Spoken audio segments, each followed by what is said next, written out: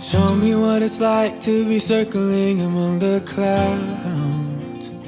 Because without you by my side, I would be stuck here on the ground. It's amazing in South Mississippi, we can go from freezing weather, which almost killed every one of my greens. Had a little bit make it still, but 20, got down to like 25. And then now today I'm back in short sleeve. It's literally 79 outside. Only in Mississippi and in the South. It's unbelievable. Guys, thank you so much for being here. Welcome to our channel. I want to give you a few updates.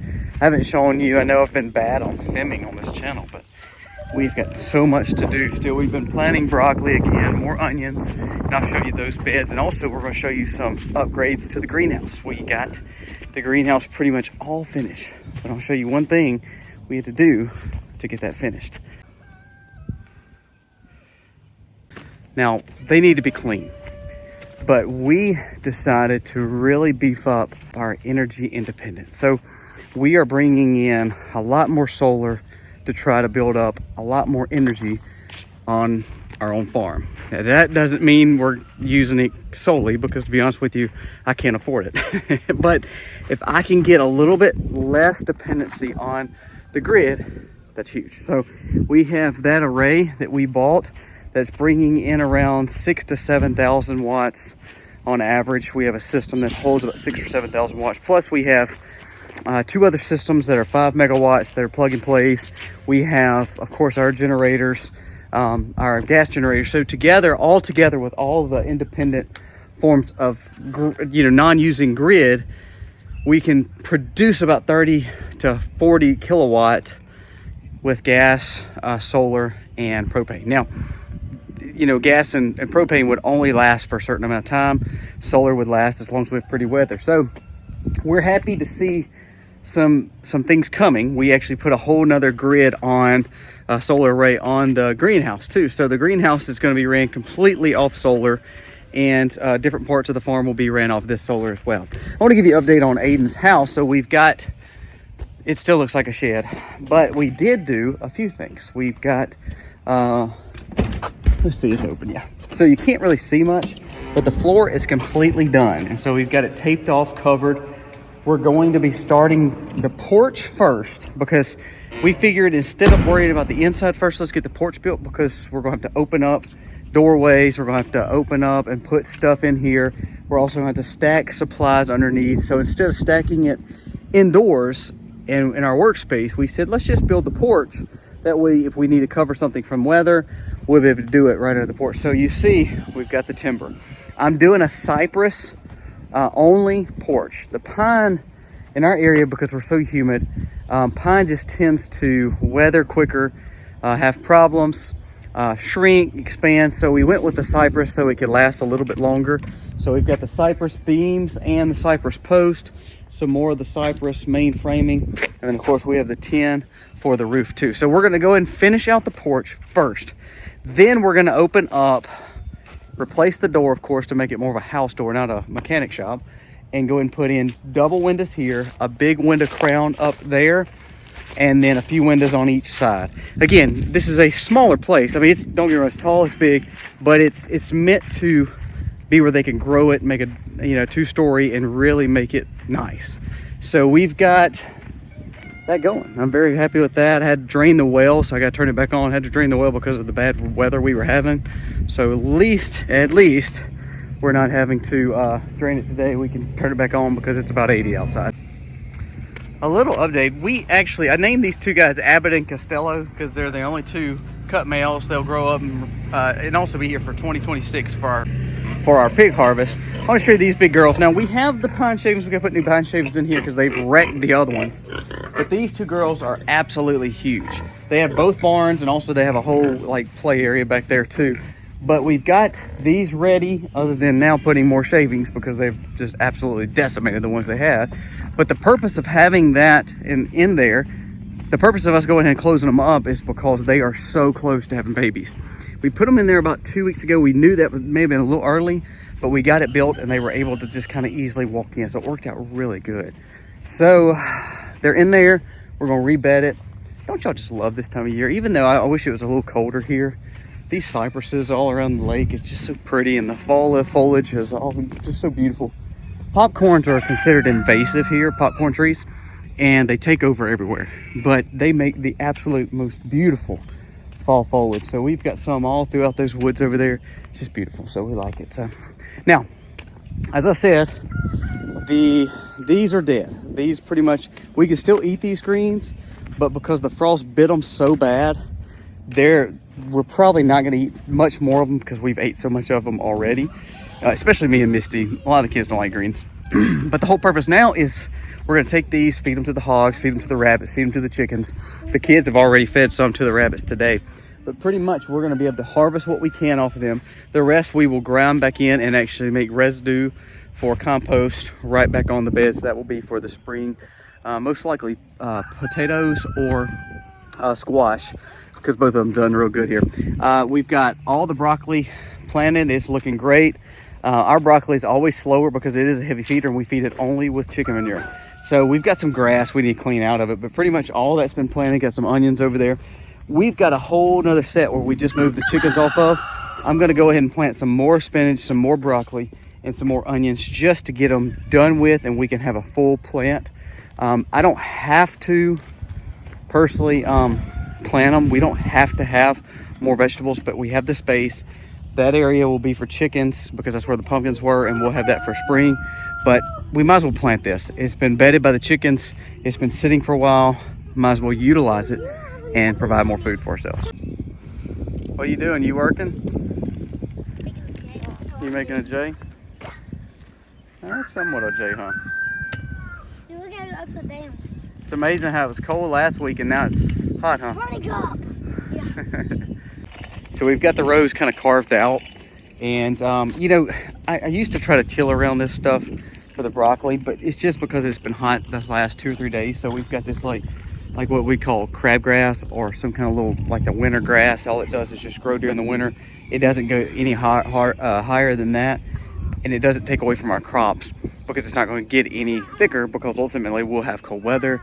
It'll kill it back like normal. But you see the little row of onions. I have about 6 rows of onions right there. We've got 10 rows of broccoli. We eat more broccoli than anything. We never grow enough broccoli, not because we don't want to.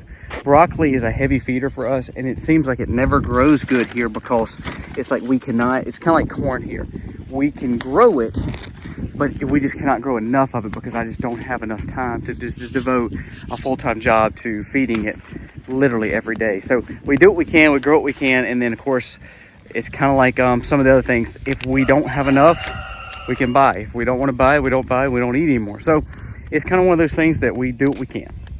Spinach we love, but it's only a certain time of year. So we're gonna go grow some spinach, get it planted in these 4 or 5 rows, and then finish out with the rest of the onions and garlic. And that way we can kind of knock out this little section. It looks like we're leaving a ton, and we are, but the purpose of leaving that is so it can rest, let the chickens fertilize it, we'll cover it, and then ultimately it will be spring grow for next year. So we'll let it rest so it can get its nutrients back, get good water back, good fertilization back, and then that way it's ready to rock. I can see the road ahead of me. I won't be stumbling in the dark. I think we're gonna finish the onions here, and the garlic I think we'll finish by the greenhouse, because I want to show you the greenhouse and all the stuff that's in it. Just some things we haven't shown y'all lately. So we've got everything moved in there because of the winter weather. So we'll show you that, and then we're gonna plant that. We built a bed right around the greenhouse just for water, erosion problems and things like that. So I think I'm gonna plant onions and garlic there. It does need gutters, and we're gonna put gutters on it, but that's not the biggest concern right now. But I'm gonna at least go ahead and get it planted. That way I'm not planting so much in this one area. We kind of split it. That way we can have onions kind of growing everywhere, broccoli and spinach growing everywhere. And that way we can see what does best for next year. It kind of helps us journal to say, okay, this is the best area for this, this is the best area for this. Like we realized that squash and potatoes grow better here than anywhere. Sweet potatoes grow better down there in our raised beds than anywhere. Pumpkins grow better here than anywhere. So we've learned what does best wherever we're growing. And then we actually have failures too, to say, okay, this was not a good place to grow this. Like for instance, in the bottom garden, way down there on the other side of the gray barn that we've shown you plenty of times in the last 10 years of videoing, that garden does better with peas. However, because it stays a little bit wetter, it does terrible for everything else. So peas and beans are down there, tomatoes are down there. It's just amazing. So Jennings is finishing up, helping me, being a big helper, and then I'm going to go ahead and close these rows up. We're going to get some water on here and move down to the other side of the farm. While we're up here too, I told you last time we were kind of contemplating what to do with her. I'm going to go ahead and process her and process our lard and more pork. We really don't need pork right now. I mean, we can always eat it. We always eat it. We never waste. And we don't really need lard right now, but she cannot have babies. I don't know what it is. I don't know if she got, you know, if she had something wrong when she was younger. We raised her on farm, like we raise all our animals on farm for produce. But we lost our boar, and he tried to breed her. I mean, he was a proven breeder, but he was older, so it makes sense that he didn't make it. But we don't know why she never had babies. And if you've watched her, if you've ever seen videos with her, she's not the best walker. She's always been healthy, never gave her anything, but she just doesn't walk real good. She walks kind of crazy. So I don't know if she's got some just problems and we didn't know it, of course, because they can't tell you, or what. But we're just going to go ahead and just kind of in that process, because it doesn't really benefit us to hold her here, especially when I don't really know why she hasn't had babies. And we're going to start with another lard line, but to be honest with you, because we have so much lard put up, and of course we're raising so much pork, we're going to look for high quality Idaho pasture pork, IPP pigs, or either looking for some coonies or some more American guinea hogs. But we're going to look for the highest of quality. We did when we first bought guinea hogs 10 years ago, and this is that same line. They've been phenomenal. I mean, for 10 years they've been phenomenal. We've raised them for a long time. But we may try something different. You know, it's not that it was a bad line, but it may have just played itself out to where we've kind of ran our race with these American guinea hogs. So we're going to go ahead and end this line right here with her. So I've got her in the catch pen just because I'm going to go ahead and probably process her maybe this next week. Is it warm in here? Steamy, huh? We got everything in here though. Looks good. Yep. So we're ready for the winter? Basically, yeah. This is sweet potatoes growing. We've got everything moved into the greenhouse. I hadn't showed you this lately, but we got the fish running. We've got the ventilation all set and ready. And we don't have the solar hooked up yet. We're working on it right now. But look at all this. It's extremely warm in here, which is a good thing. Everything's growing. Yeah, it's hot actually. What's the degrees?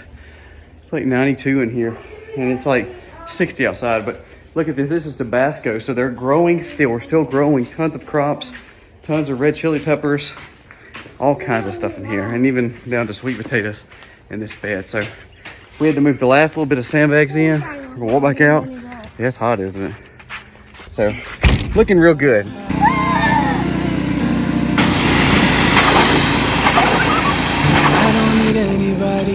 don't need anybody else. No one will ever take me away from you. I promise I will hold on to you. I don't know what I'd do without you.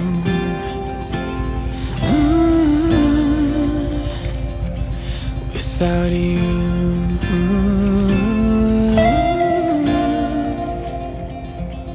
You can take me high.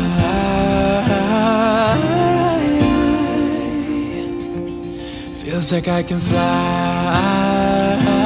We got so much done today, and it was just great being a family. We did some things around the greenhouse, finished it up, and now we're finishing our day with the cows. We had to move them, and now they're getting fresh grass. Guys, thank you so much for watching and spending time with us here on our farm. God bless you, and happy homesteading. You can take me high.